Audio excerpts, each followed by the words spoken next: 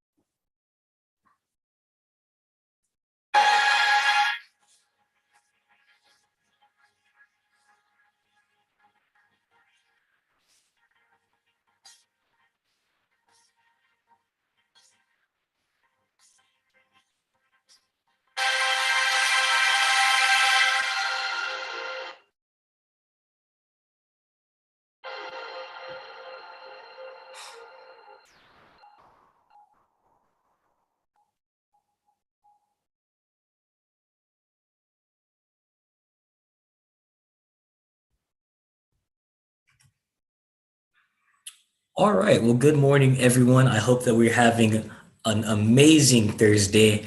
I am joined today with the team from Eastern New Mexico University, and they have an explosive demonstration for us today.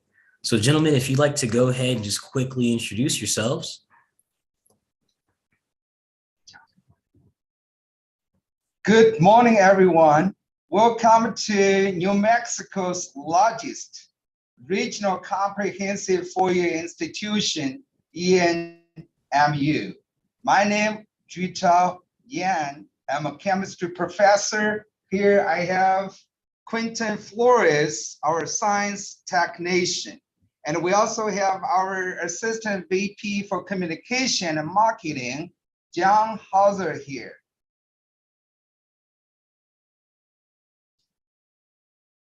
All right, are we good to keep going? Yes, and so today they're going to have a demonstration about different chemical reactions and how to be safe when you're dealing with certain experiments. So gentlemen, I'm going to go ahead and hand it off to you, and we can go ahead and learn a little something today. Thanks so much. Everyone, I'm a professor of chemistry. I love chemistry. The question here, what's chemistry? Textbook says chemistry is about structure, property, and reactivity of matter. It's the central science. American Chemical Society, the largest scientific society in the world, says chemistry for life. When we separate the letters in the word chemistry, we have chem is tri. Today, I'd like to demonstrate changes in matter, both physical and chemical. In summary, we are going to give you one physical change about dissolving substance or compounds. We are going to give you 3 chemical changes related to chemical reactivity. Before I get started, I really want to emphasize safety. So safety, safety, and safety. Do not try at home or uncontrolled environment. Do not perform without close supervision of a professional chemist. Thank you.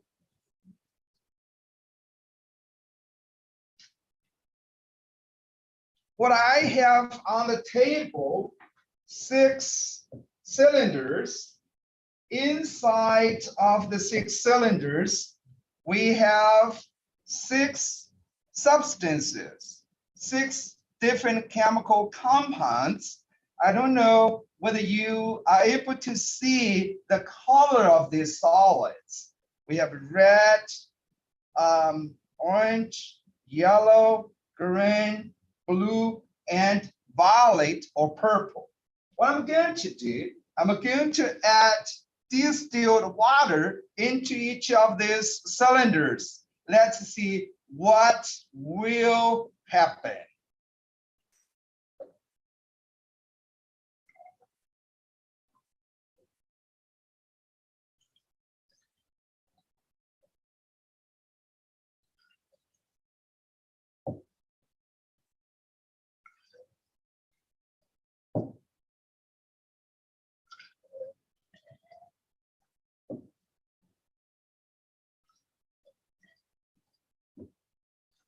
Wow, is that pretty?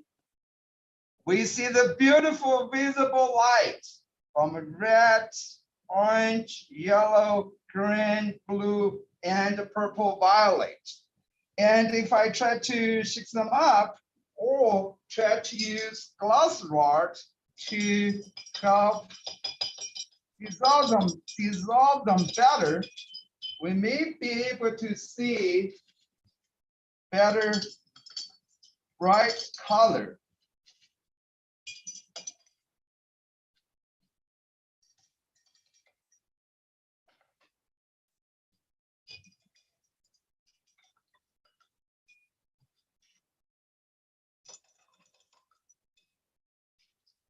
Well, in this process, we try to make the initial solids disappear in distilled water. Or we say the substance solids get dissolved. And accordingly, we see the beautiful color.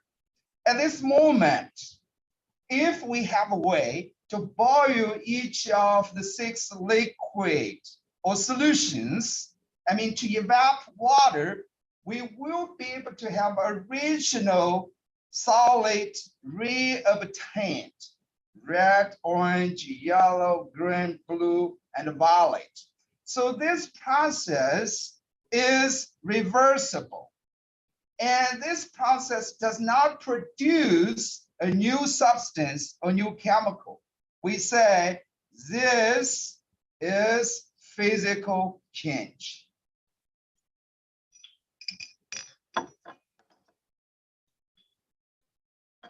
Now let's move on for chemical change. I have 100 ml beaker. I have this green solid. So I will pour the solid into the beaker. And to that beaker, I'm trying to add hydrochloric acid, which is very corrosive, very bad.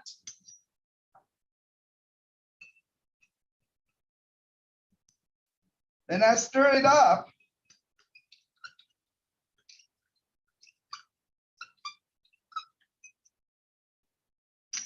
I hope you see at this moment, we got some solid there. The liquid becomes yellow-green. What I do next, I have a 500 ml beaker. Tune it to add 500 ml distilled water.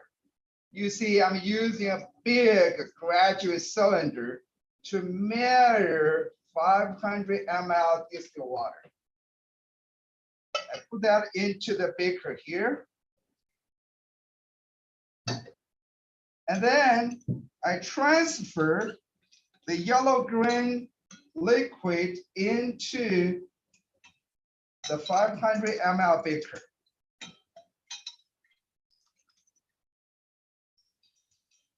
What we see at this moment, we change the color to blue-green.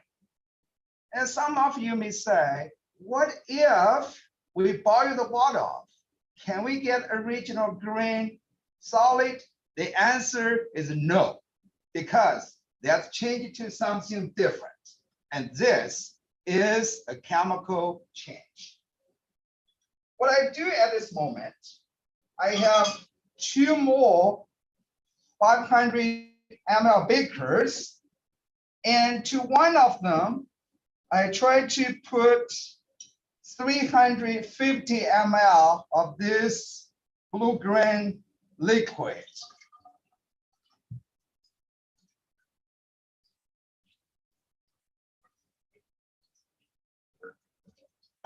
I'll set it to this side. Well, to the other one, I try to transfer 150 ml. I leave some there as a reference. Well, to the small portion here, I'm trying to add 2 more chemicals. It's a white solid. I try to stir that up. And then to it simultaneously, I add another chemical dissolved in water.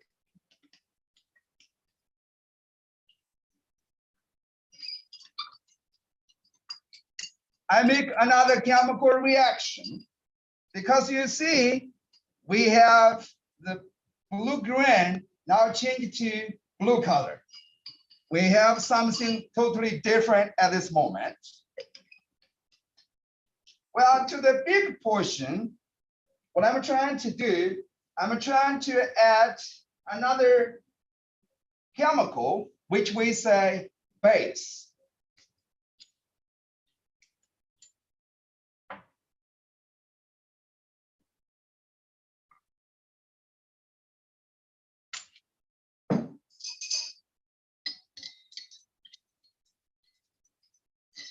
Now we change the color to bright blue.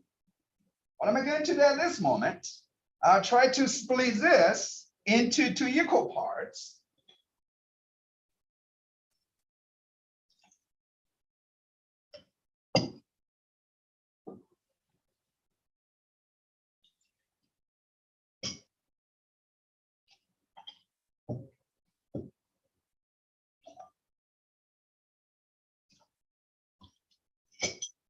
To these 2 liquids, I'm going to add different chemicals.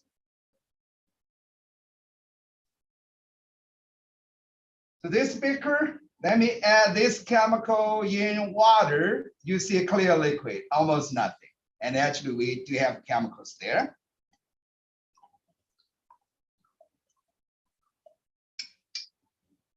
I will change that to lavender color. And to this one, I have another chemical, and this chemical dissolved in acyl alcohol. If I add it, let's see what happens.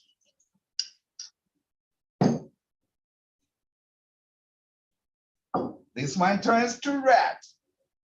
Well, we have original color, yellow-green, blue-green, blue, lavender, and red. All this process produce something different. We cannot reverse the process to get original chemical back. We say this is chemical change.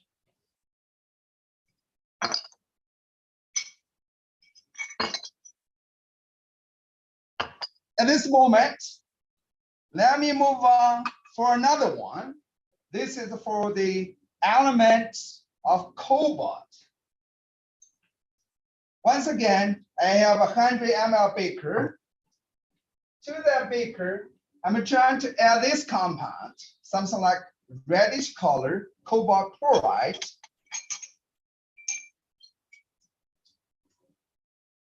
And then I'm trying to add hydrochloric acid and I help dissolve that.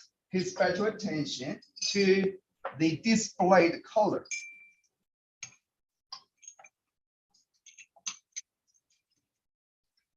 As you can see at this moment, it is deep blue color.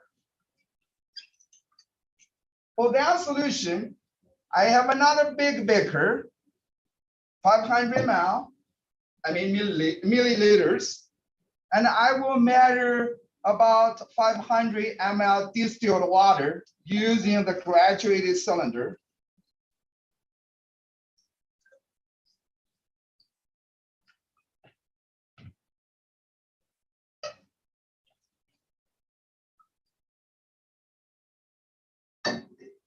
And then I'll have this deep blue solution transfer into distilled water for most of them.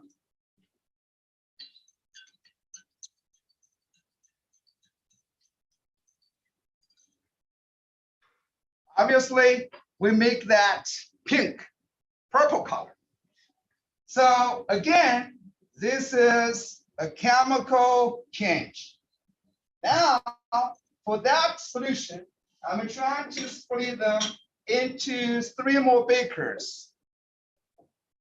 I'll try to make them roughly equal amount.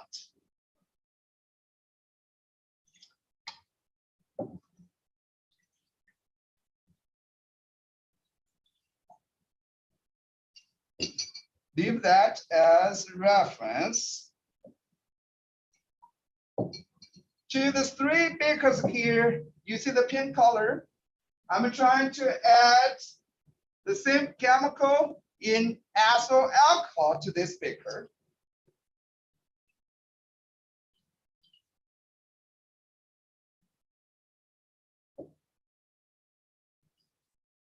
Make that a little darker. And then I'm trying to add this base, or we say ammonia, to this beaker. The brownish color. And to the last one, I'm trying to add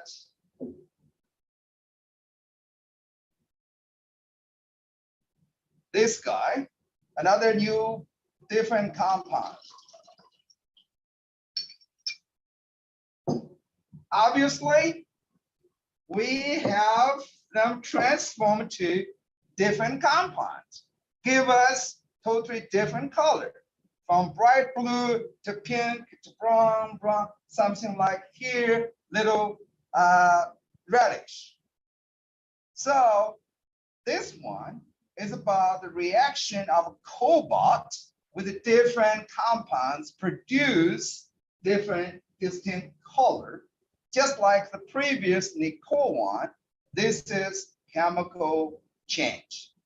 At this moment, we done 2 chemical changes. I'll ask our assistant VP to move his mirror for the film hood.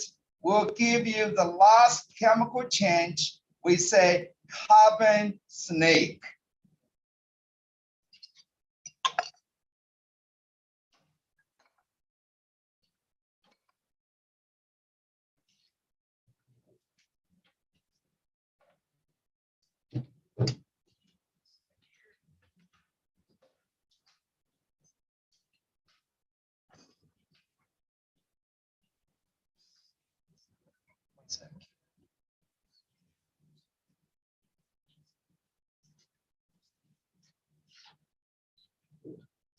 Welcome back, everyone.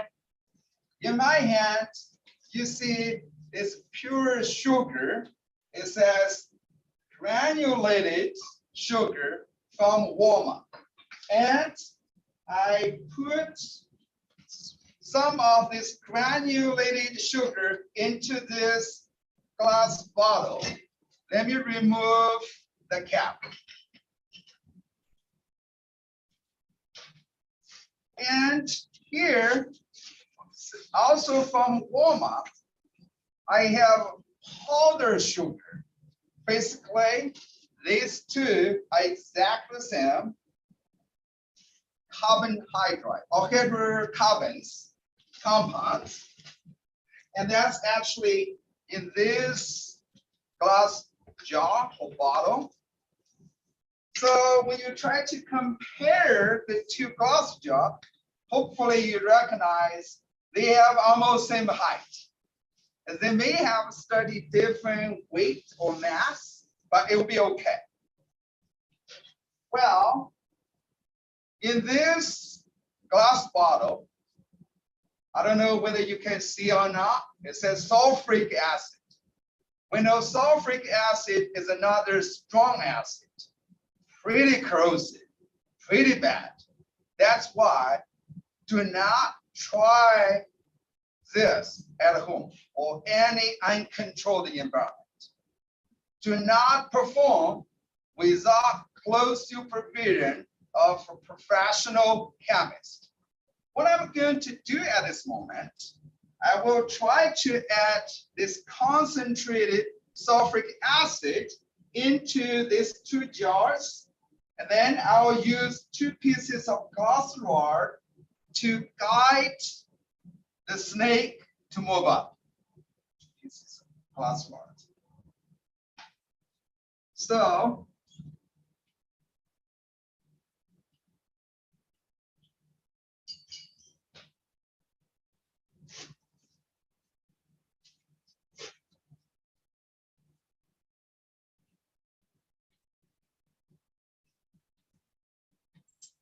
well, it seems like at this moment, if you are able to see closely, we somehow change the color for the liquid and solid inside the jar. Or what if I try to stir them up? This one here, we already see the popping up for some white powder, and we'll let it go. You see, we got black stuff. Simultaneously, we have the smoke. That's why that smoke with the sulfur dioxide, which is really toxic. That's why we wanted to do this experiment inside this unit. We say fume hood. And of course, I can further guide the raise the elevation of this black stuff. People say carbon snake. Look at the one to this jar. We started to see the black stuff. If I try to stir that up, we are going to have black carbon snake as well. Well, in this process, we have a sugar be transformed to black carbon. And this process cannot be reverted. We say, again, chemical process. Well, this one starts.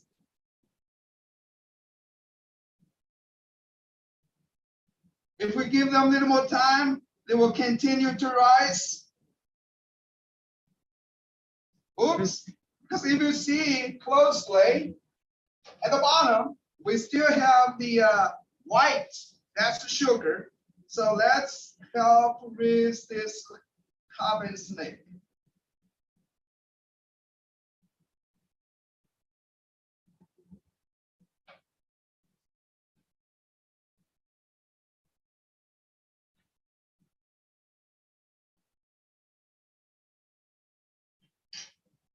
Okay, everyone, I hope you like it. At this moment, and Quentin and I are open for any questions you may have. And before the questions and answer session, let me talk about this. If you, like me, enjoy like chemistry, enroll at Eastern New Mexico University, the largest regional comprehensive four-year institution in New Mexico. Here, we highly value personal touch, we say student success. That's what we are all about. Thank you. Any questions, comments?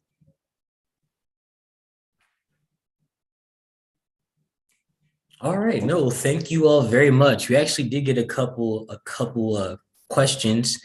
So when you were doing your experiments, did you have to use a special glass? Very good question.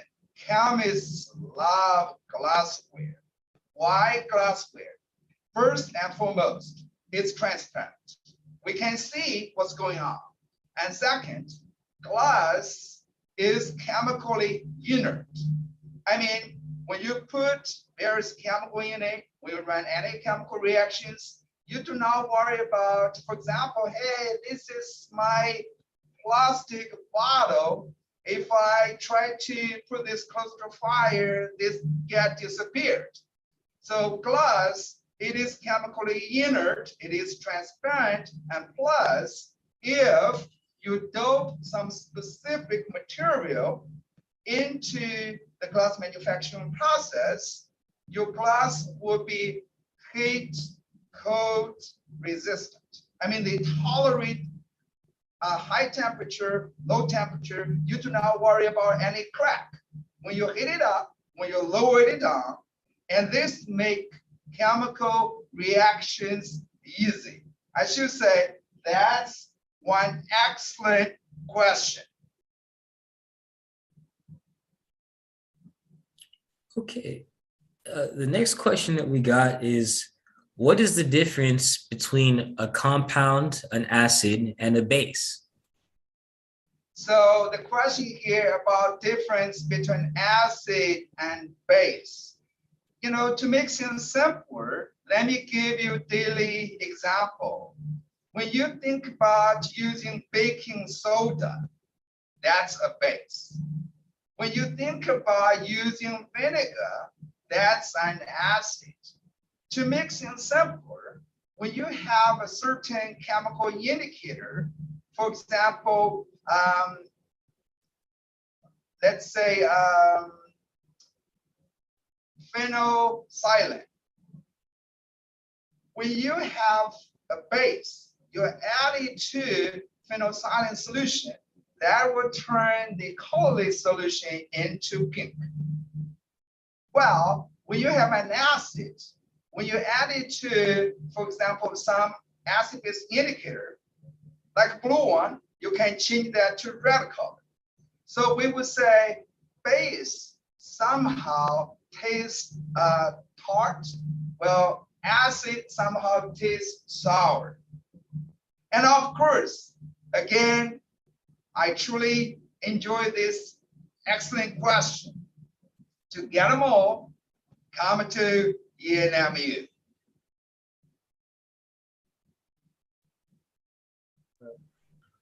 Our next question is, how did you become a chemist? So how I became a chemist? Well, like most of the audience we have today, when I was in middle school, I wasn't sure what I would like to do. One day, when I came to one of my older brother's chemistry laboratory, he's a chemistry professor in China. He showed me some amazing chemistry stuff, like some stuff I show you today. That caused my great interest. Well, in high school, I talked to my science teacher. I was encouraged. I got the word, chemistry is fun. We cannot live without chemistry. That somehow led me into chemistry. And of course, as most of our students know, after high school, we'll have a college, we'll have a graduate school, until you earn the ultimate degree, we say you now become a professional chemist.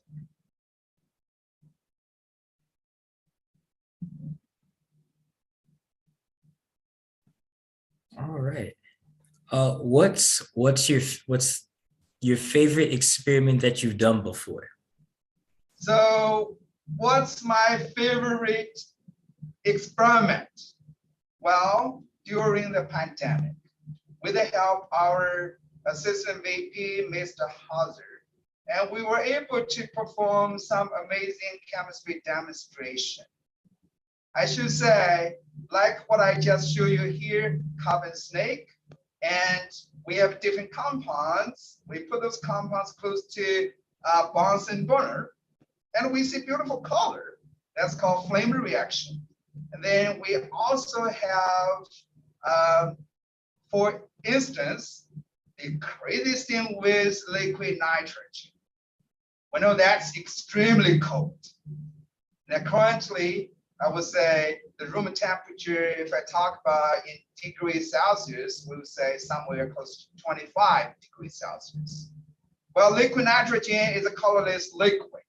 It has a temperature somewhere negative 150 something degrees Celsius.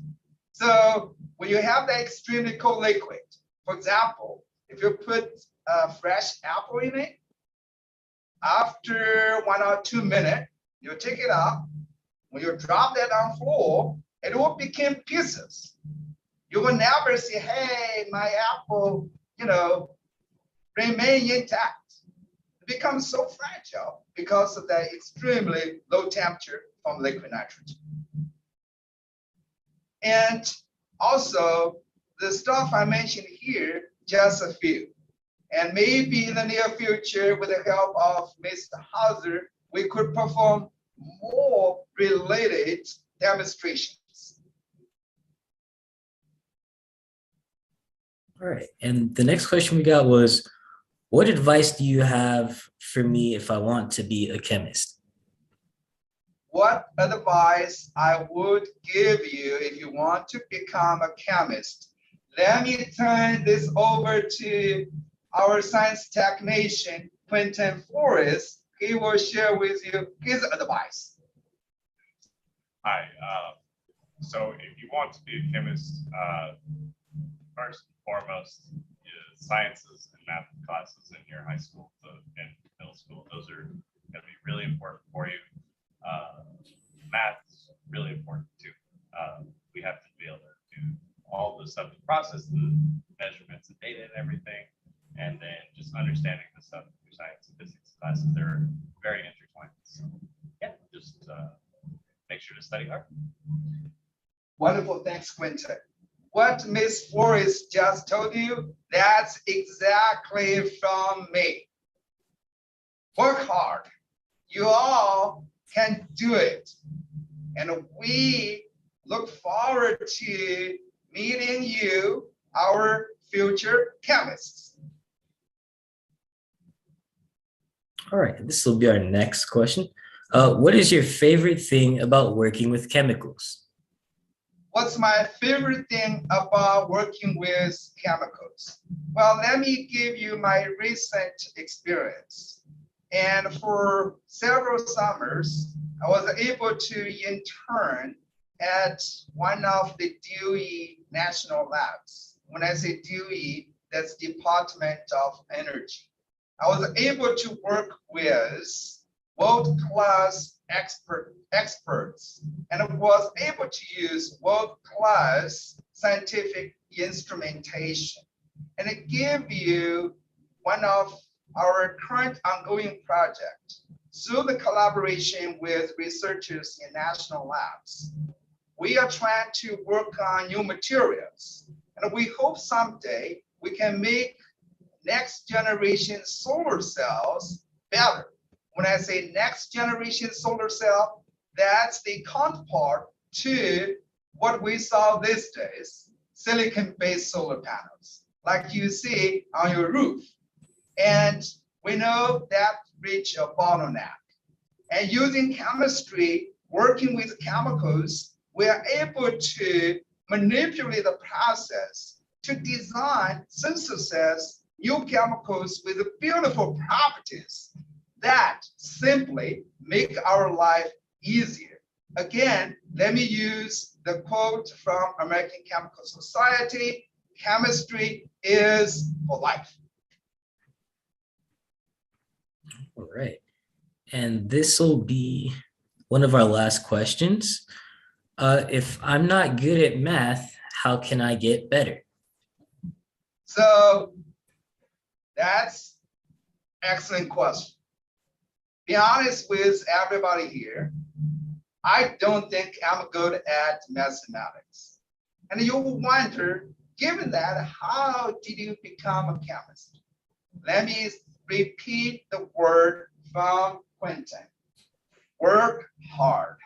Hard work will pay off. Maybe when you first attempt for a challenging math course, you realize, oh no, I do not have a math mind. Math is away from me. That's natural, that's normal. We do believe you have the capability, you have the skills to catch up. The first time does not work. Like when I first take college challenging course calculus, I did not do well. I retook it, and then that made me to be a chemist. I hope this answers your question, and of course, from my own perspective. All right. And then the last question for today was, how can I go to ENMU? How can I go to ENMU? Excellent question. Let me tell you all this. This is my 21st year working at ENMU. This is a great school. All I want to say, visit www.enmu.edu. Or if you have further questions, you can reach to any one of us. For example, our Assistant VP, Ms. Hauser here, would be wonderful point of contact. In addition to him and his staff, we also have enrollment services, and occasionally for academic programs, we will participate even like what we are having now, and give you the right connection, exposure to Eastern New Mexico University. All righty. Excellent. Well, thank you very much for your demonstrations and sharing your time and being a part of our Discovery Fest this year. I know me and the students, I'm sure, truly appreciate it. And students, teachers, if you want to know more and learn a little bit more about how you yourself could be a chemist or maybe something else in the STEAM field, we definitely encourage you to participate in our next presentations today, and to also come out to our in-person exhibits at the fairgrounds here in Albuquerque.